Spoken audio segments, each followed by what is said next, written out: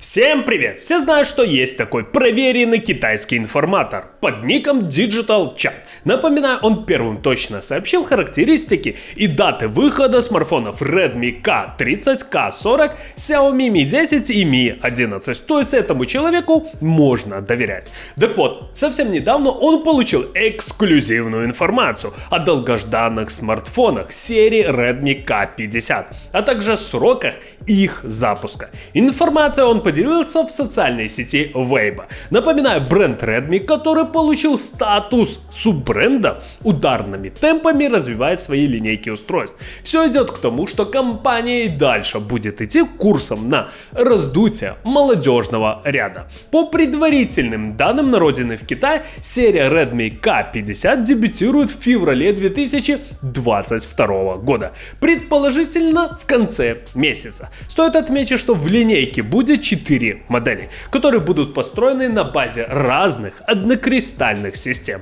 Две системы от компании Qualcomm, а именно Snapdragon 8 Gen 1 и Snapdragon 870, а также две системы от компании MediaTek, а именно Dimensity 7000 и Dimensity 9000. То есть будет выбор, и это очень хорошо. Ведь сейчас очень много производителей, а также простых людей переходят на процессоры от компании MediaTek. Но уже сейчас известны некоторые технические характеристики смартфона Redmi K50 Gaming Pro. Итак, основные фишки его — это мощный, энергоэффективный процессор от компании, как я говорил ранее, MediaTek, а именно Dimensity 9000, OLED-дисплей с подэкранным сканером отпечатков пальцев, основная квадрокамера с разрешением 64 мегапикселя, а также цена всего $300 и многое другое. А теперь поподробнее. С вами канал Техноум. Поехали! Сразу что хочется отметить, телефоны серии Redmi K50 будут из коробки работать под управлением оболочки MIUI 13, которую должны представить уже в декабре, что, на мой взгляд, является большим плюсом. Конечно же, главным нововведением для смартфонов Xiaomi, Redmi и Poco станет функция Memory Fusion. Она принесет возможность слияния памяти. Часть флеш-накопителя будет работать как дополнение к КЗУ, по аналогии с файлами подкачки в компьютерах Windows. Но есть одно но. На данный момент точно неизвестно, получат ли смартфоны MIUI 13 на базе Android 12 или все-таки на Android 11. Но самое главное, на что обращает внимание каждый пользователь, это, конечно же, цена. По предварительным данным, смартфон Redmi K50 Gaming Pro будет стоить $300 за версию, которая получила 6 гигабайт оперативной и 128 гигабайт своей флеш-памяти. Давайте посмотрим основных конкурентов на данный момент. И так как всегда я захожу на e-каталог, благо тут есть очень хороший подбор по параметрам. Смартфон стоит $300. Это плюс-минус 22 тысячи рублей. И мы знаем, что смартфон имеет в этой конфигурации 6 гигабайт оперативной памяти и 128 гигабайт своей флеш-памяти. Пожалуйста, 27 моделей.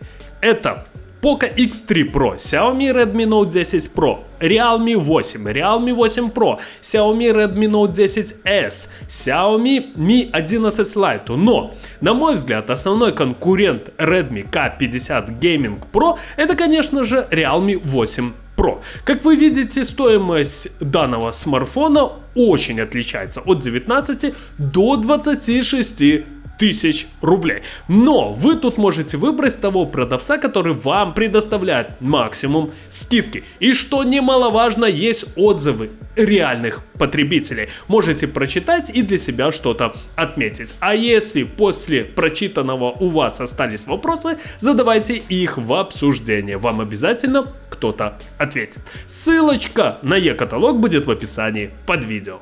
Итак, сообщается, что первые два смартфона из 4 данной серии имеют кодовые названия Mantis и Rubens. Mantis, также известный как игровой телефон серии Redmi K50, по предварительным данным выйдет под названием Redmi K50 Gaming Pro. Про данный смартфон сейчас и поговорим. Смартфон построен на базе однокристальной системы, как я говорил ранее, Dimensity 9000. Напоминаю, основанный на ней смартфон Vivo набрал более 1 миллиона баллов в Antutu. В многопоточном тесте Geekbench 5.0 Dimensity 9000 находится на уровне Apple A15, на которой построен iPhone 13. Обе системы набирают более 4000 баллов. Также Dimensity 9000 быстрее Snapdragon 888 в однопоточном тесте Geekbench 5 на почти 11%.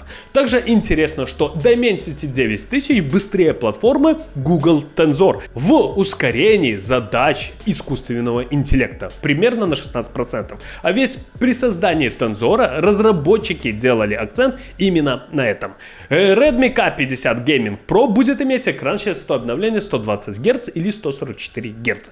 Это OLED-дисплей с подэкранным сканером отпечатков пальцев. Напоминаю, OLED-панели построены на органических светодиодах, каждый из которых способен самостоятельно излучать свет при прохождении через него электрического тока. Благодаря этому OLED-матрицам не требуется дополнительная подсветка, а это уменьшает толщину панели и заметно повышает ее энергоэффективность. Основная квадрокамера должна быть 64-мегапиксельной. Также смартфон получит современную систему охлаждения.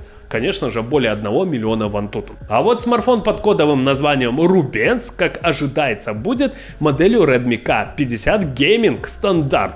Он тоже получит 64-мегапиксельную камеру, но всего в модуле будет 3. Он также будет построен на системе от MediaTek, но на Dimensity 7000. Прототипы смартфонов на Dimensity 7000 набирают 750 баллов в Antutu. Процессор получил 4 ядра Cortex A78 с частотой 2,75 и 4 Cortex A55 с частотой 2,0 ГГц. За работу с графикой будет отвечать Mali G510 MC6. Этот графический ускоритель стал преемником версии Mali G57.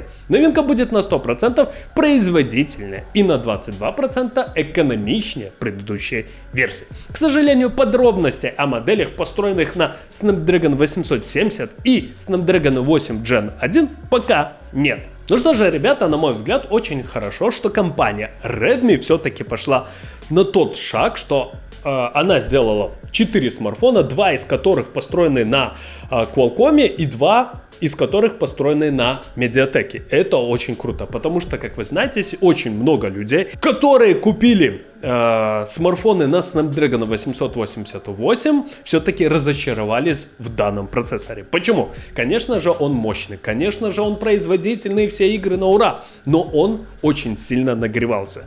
Так вот, посидела компания Redmi, подумала и думает, не, нужно еще парочку смартфонов выпустить на MediaTek, а Dimensity 7000 и 9000 я считаю вообще суперские процессоры, которые действительно заслуживают внимания. Прошли те времена, когда MediaTek считался бюджетным вариантом. Все самые плохие смартфоны шли на MediaTek.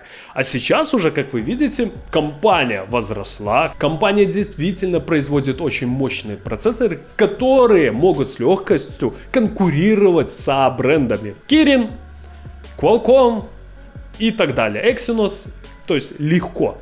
Вот такие дела. Ждем серию Redmi K50. Кому понравилось видео, ставим лайки, подписываемся на канал. Всем спасибо, всем пока.